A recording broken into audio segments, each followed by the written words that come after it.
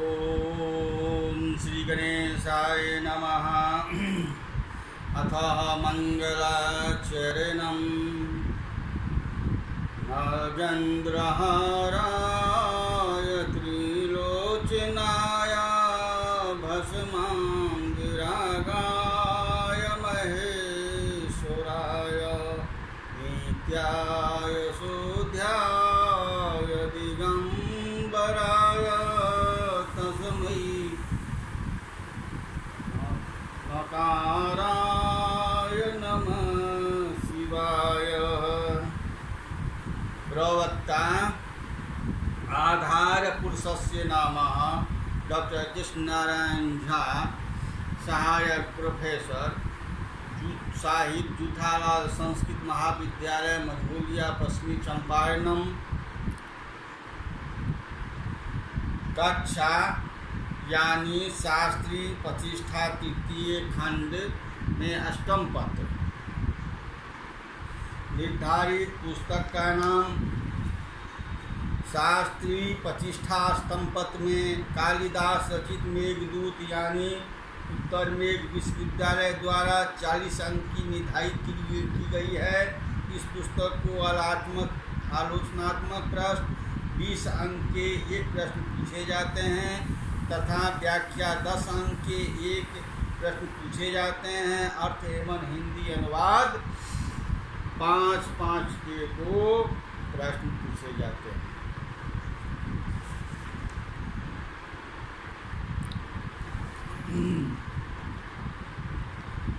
आज का श्लोक 34वां श्लोक से मैं पद श्लोक एवं व्याख्या हिंदी अनुवाद करने जा रहा हूँ।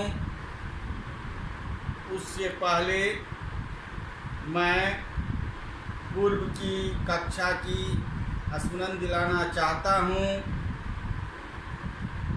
मेघ, हे मेघ, मैं तुम्हारा सखा मित्र हूँ और इसलिए मेरे पत्नी तुम्हारी सखी हुई। उसका मन मेरे प्रेम से भरा परिपूर्ण है, अर्थात उसके मन में किसी दूसरे के लिए बिल्कुल स्थान नहीं है। उसका मन अत्यंत परायण है। नेत्र, वह मुझसे कभी बिछड़ी नहीं थी। यह पहल वियोग करके मेरे प्रति अनन्य प्रेम है, इसलिए मैंने उनकी उन दशाओं का अनुमान किया है। मैं उसकी करुण दशा को वर्णन कर रहा हूँ। उसका यही है कि विरह के कारण वह बहुत ही अधिक दुखी होगी। यह न समझना कि मैंने अपने प्रिया का एतादृश वर्णन अपने सौभाग्य का बढ़ा चढ़ा कर बखान करने के लिए किया है। मेरी प्रिया मुझे इतनी अधिक मानती है कि इसलिए मैं कितना अधिक सौभाग्यशाली हूँ। वस्तुतः ऐसा नहीं है कि मैं अपने को सौभाग्यशाली मानकर इतरा रहा हूँ और इसी संतोष में प्रसन्नता के कारण यह सब क्या कहा गया।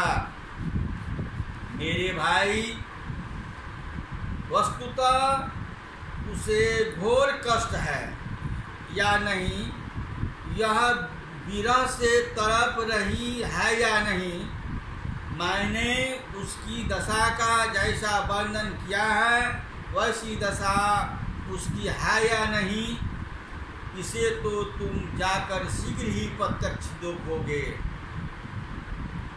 मैं उसके विषय में अधिक क्या कहूँ।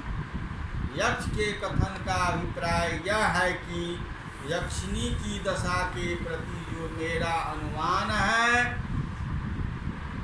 उसमें अति शोभित अथा कल्पना मात्र नहीं है।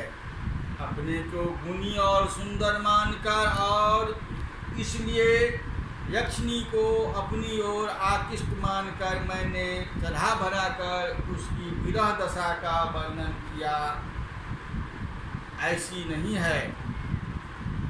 जाने सख्यास्तवः मयि मन संभृते स्नेहम् अस्मादि दग्धभूतानां पद्मविग्रहे तमाहं तर्कयामि। वाचलं मान खलु सुभग्यमन्यभावः करोति प्रत्यक्षं ते निखिलमाचिराद भ्रामरूपतम मयायत। कहने का है, जाने संख्या तब जाने सख्या तब मणि मन संभूत स्नेहम अस्मात् इत्थं भूतानां पद्मा विग्रहे ताम अहम तर्कयामि। वाचालं माम न खलु सुभगमन्यभावः करोति प्रत्यक्षं ते निखिलम् अचिरात् भ्रातः उक्तं मया यतः। तव सख्या मनः मयि संभूत स्नेहं जाने अस्मात् अहं पथम विग्रहे नामः इति वृत्तान्त तर्कयामि।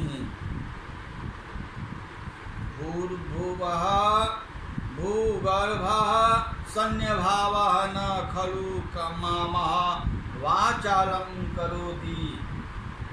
भ्रातरः यद्मया उक्तं निखिलम् अचिरात् ते प्रत्यक्षम्।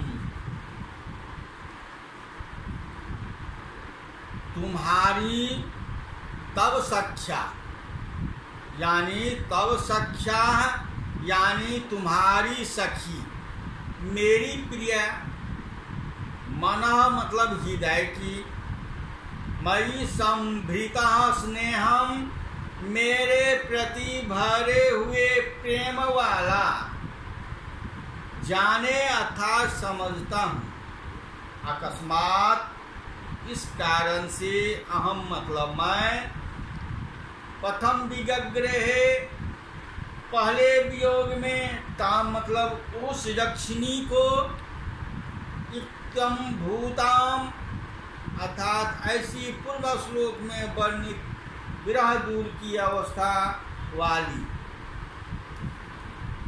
इत्थं भूतानाम ऐसी श्लोक के वर्णित विरह युक्त की अवस्था वाली, तर्कयामि अर्थात अनुमान करता हूँ, तर्क करता हूँ। न खलु किम माम मतलब मुझे, यद्मया उत्तम जो मेरे द्वारा कहा गया है, निखिलम अर्थात संसारे सब अचिरात ते प्रत्यक्षम, अविलंब मुझे प्रत्यक्ष हो जाएगा।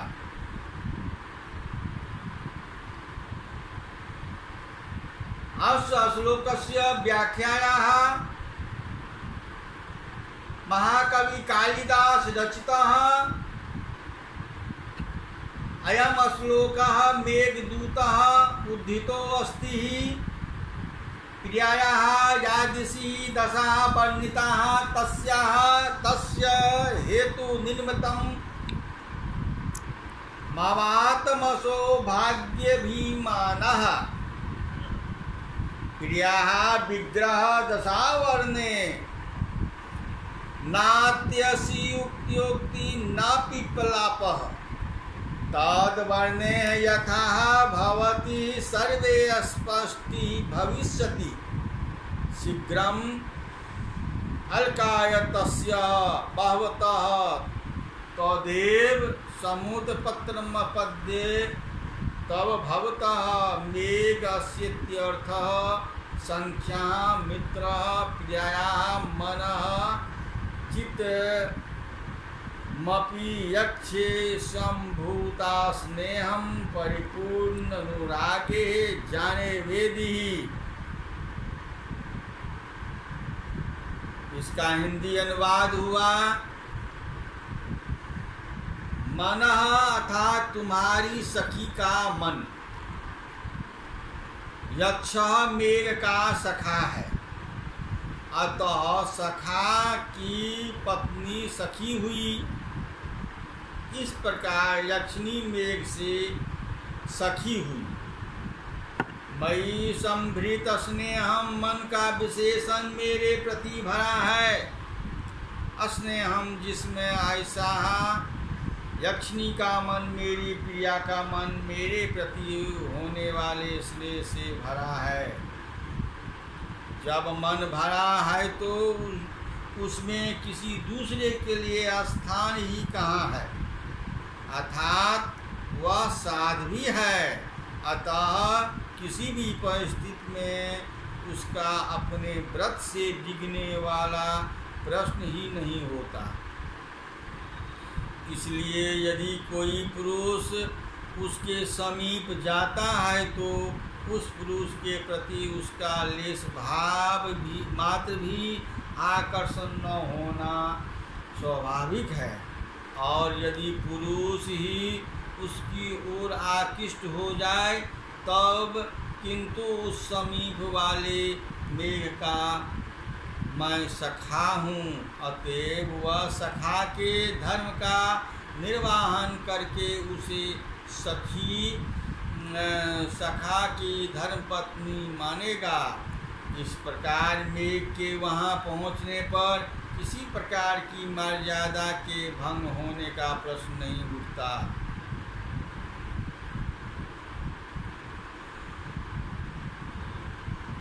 करोति क्रिया का कर्ता अपने को सुंदर अथवा सौभाग्यवाली मानने का भाव, आत्मनं सुभग्यम गम्यतेति सुभगम मन्यः तस्य भावः सुभग्य गम्य भावः खष्टि तत्पुरुष समासः अत्र न खलु माम वाचाम करोति हस्तु, मुझे वाचाल वाक आदि नहीं बताता।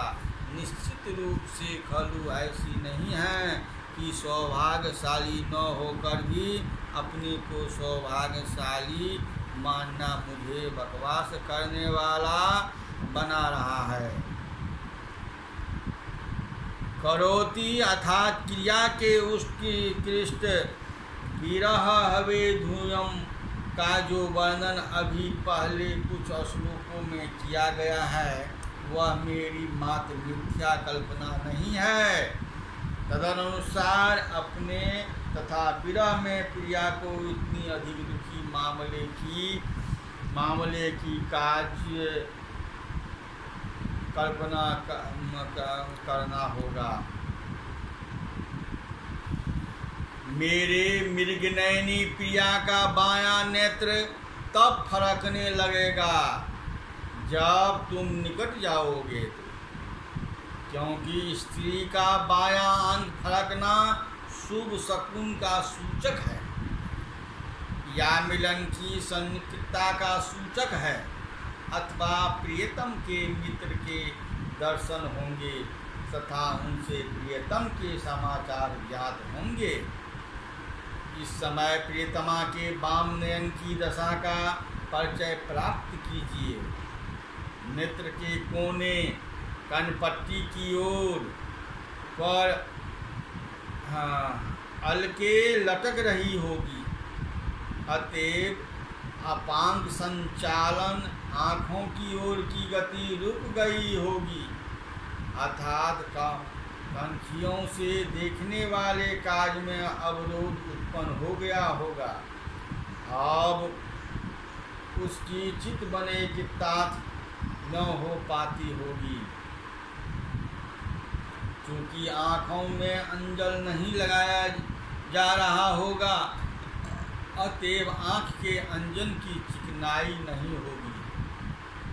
प्रिय परदेश में है, इसलिए प्रीतमान ने मदिरा भी त्याग कर दिया होगा। इस कारण भावों का चांचल समाप्त हो गया होगा, अर्थात नेत्र का विशेष समाप्त हो गया होगा। कमल से योग जल में मछलियाँ इधर से उधर चलती है, तब जल के हिलने से कमल की हिलने लगता है। इस प्रकार गुप्त रूपेण हिलने वाले कमल के समान यक्षिणी की खड़कने वाली बाईं आँख की शोभा हो जाती है। मेघ के स्पंदन में यक्षिणी की इच्छा कारण नहीं है, अपितु अकष्ट है। इसी प्रकार कमल के हिलने में स्वयं कमल की विशेषता को कारण न मानकर मछलियों के क्षोभ से उत्पन्न जल की हिलों क्या कारण मानेंगे।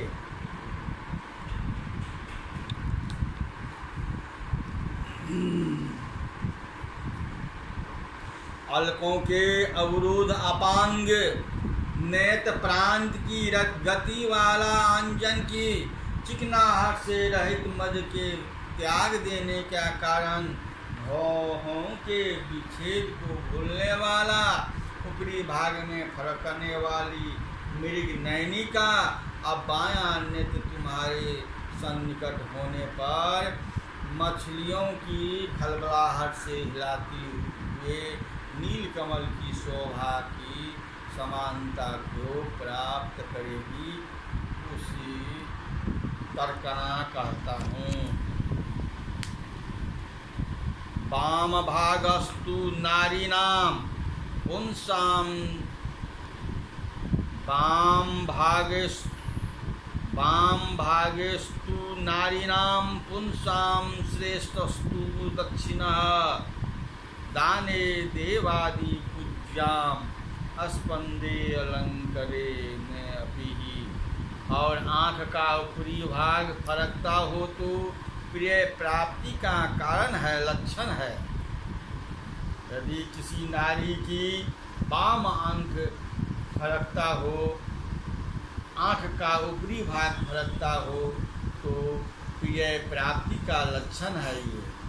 स्पंदादि मूर्धनि लक्षण भावः हाले पक्तम शुभम भोगी इष्ट प्राप्ति दिशो घर मयांके हानि मयादिशेष।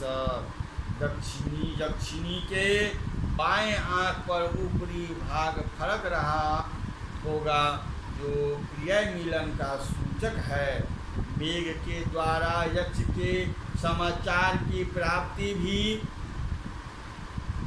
प्रिय मिलन से कुछ ही कम है। कांतो दंतः सुहृदय पनतः संगमादित्य किंचित दुरन। मित्र के द्वारा लाया हुआ प्रिय का समाचार मिलन से कुछ भी कम होता है। उपरि स्पंदे तशीलम मृगाक्षया मृग के समान नेत्रों वाली यक्षिणी का मृगस्य यक्षिणी यस्यासा मृगाक्षी बहुब्री समासः तस्याः नैनम नेत्र यहाँ बायां नेत्र समझना चाहिए। जैसा कि ऊपर संकेत दिया गया है कि स्त्री के वाम अंग का फरकना शुभ हो जाता है।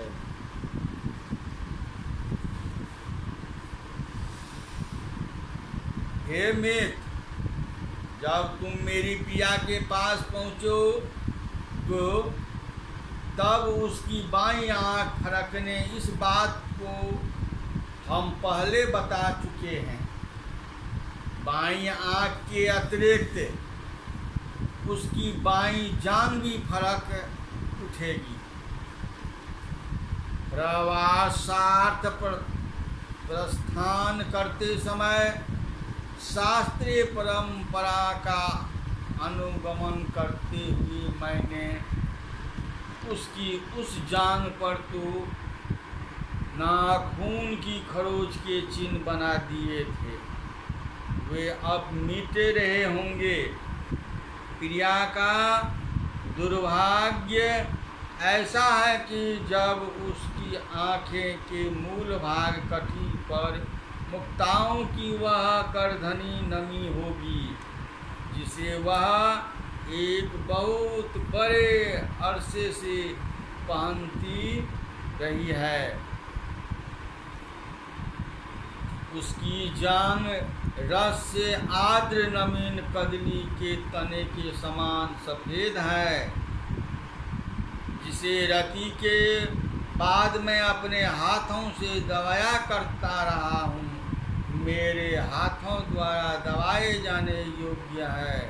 वामश्चास्याः कररूध पदे मुक्तिमानो मदोये मुक्ता जालम चिरपरिचितं त्याजितो देवगत्या संभोगान्ते मम समुचितो हस्तसंवाहवानाम् अयस्याः पत्युपसर सकदलीयस्तब्ध भर्गोश्च चलत्वं धावामः च अस्याः कररुः पदे मुञ्चमानः मदीये मुक्ता जालं चिरपरिचितं त्यादि देवगाया।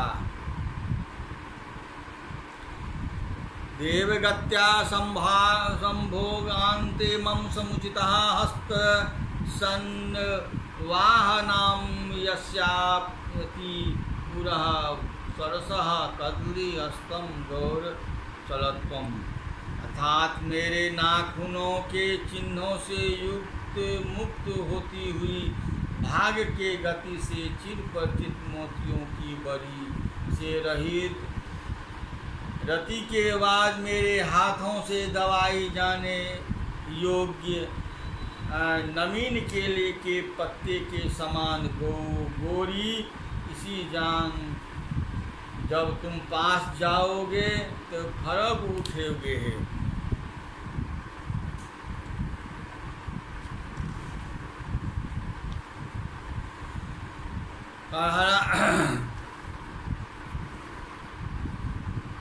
हे जलद, अर्थात हे जलद, यदि तुम्हारे वहाँ पहुँचने के समय हमारी प्रिया निद्रा का आनंद ले रही हो तो गरजना नहीं और उसे एकाग्र अर्थात 3 घंटे उसके जागने की प्रतीक्षा में कष्ट करना। इस एक व्यायाम के प्रतीक्षा काल में तुम उसके पीछे बैठे रहना। तुमसे जो मैंने एक व्यायाम प्रतीक्षा करने के लिए कहा उसका कारण यह है कि यदि मेरे प्रिया निद्रा अवस्था में होगी तो अवश्य उन्हें अपने प्रेमी स्वप्न में पा लिया होगा और तुम जानते हो कि उसे ऐसा अवसर बड़ी ही मुश्किल से मिल रहा होगा। उसे मेरे वियोग में नींद ही कहाँ आती थी और नींद आई हुई होगी, वह अर्थ यही है कि अपने मुझे स्वप्न में पा लिया होगा। स्वप्न में मुझे पाकर उसने मेरी कस कर आलिंगित कर लिया होगा। हमारे गले में उसने लताओं के समान अपनी बाहों को डालकर गांठ की तरह कम कर प्रगाढ़ आलिंगन कर रही होगी और ऐसी स्थिति में यदि तुम उसे जगा दोगे तो उसकी दोनों भुजाएं मेरे गले से छूट जाएगी और वह तुरंत दुस्साहस दुख में निमग्न हो जाएगी। इसलिए मित्र, उसे जगाना नहीं, स्वप्न समागम में विघ्न न डालना।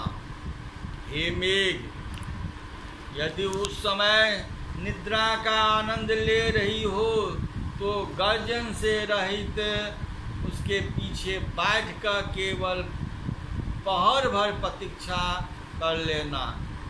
उसके प्रेमी मेरे बिना इस प्रकार स्वप्न में मिल जाने का प्रगाढ़ आलिंगन उसी क्षण गले से लता सदिश भुजाओं को अति गांठ वाला न हो जाए, अर्थात मेरे गले में उसकी भुजाओं से बनी गांठ कहीं गले से हट न जाए। क्या करी की कल्पना है।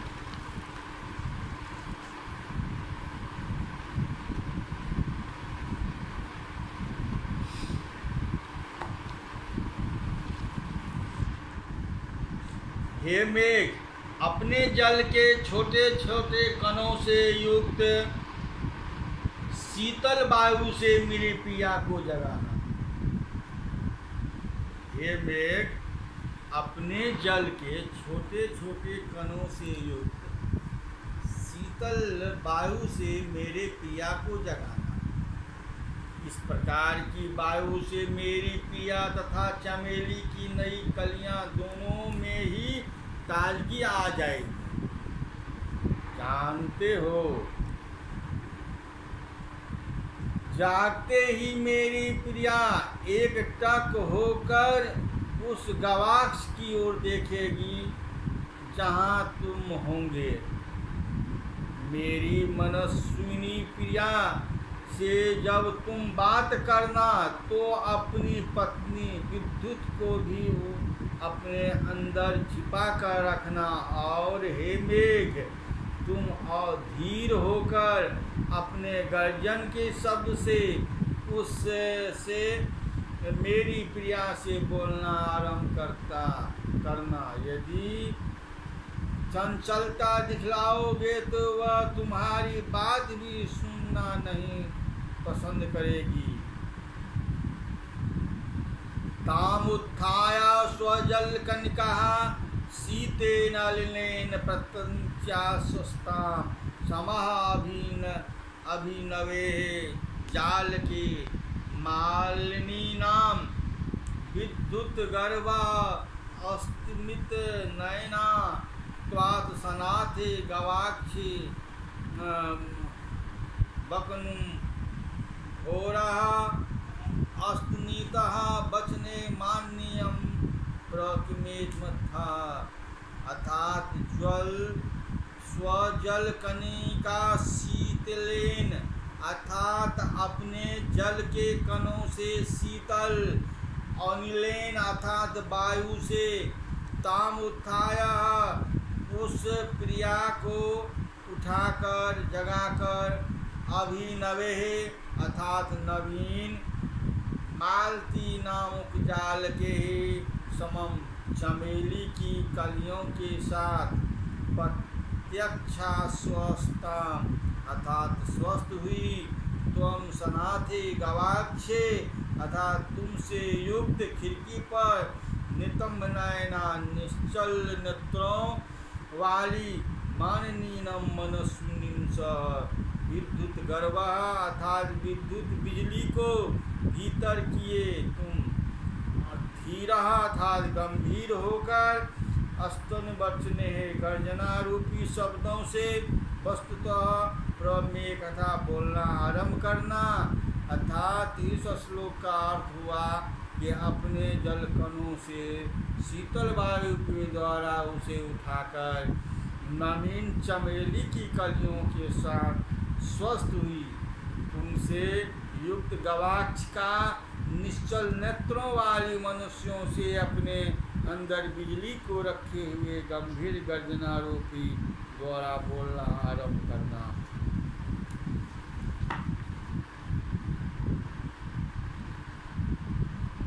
यक्ष मेघ से कहता है कि तुम मेरी प्रिया से इस प्रकार कहना आरंभ करना।